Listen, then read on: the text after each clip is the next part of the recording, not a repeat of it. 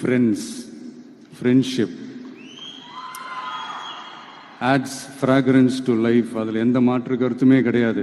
ஒரு கட்டத்துக்கு அப்புறம் பேரண்ட்ஸுக்கு அடுத்தபடியாக, இன்னும் சொல்லப்போனால் பேரண்ட்ஸை விட அதிகமாக நண்பர்களோட டைம் ஸ்பெண்ட் பண்ணக்கூடிய அந்த ஒரு சூழ்நிலை ஏற்படும். அதனால் நல்ல நண்பர்களை தேர்ந்தெடுங்க. நீங்கள் கேட்கலாம், நட்புன்றது அதுவாக அமையிறது தானே, நாம் எப்படி சூஸ் பண்ண முடியும்னு. அது ஒரு விதத்தில் கரெக்டு தான். அதனால் நான் கொஞ்சம் வேறு மாதிரி சொல்கிறேன். இப்போது உங்களுடைய இந்த நட்பு வட்டாரத்தில் இப்போ ஏதோ ஒரு விஷயம் தப்பாக இருக்குது அப்படின்னா, இப்போது அதில் சில பேர் இந்த தவறான பழக்கங்களில் ஈடுபட்டிருந்தாங்கன்னா முடிஞ்சால் அவங்கள நல்வழிப்படுத்த பாருங்கள். இந்த தவறான பழக்கங்களில் மட்டும் ஈடுபடாதீங்க, ஈடுபடக்கூடாது.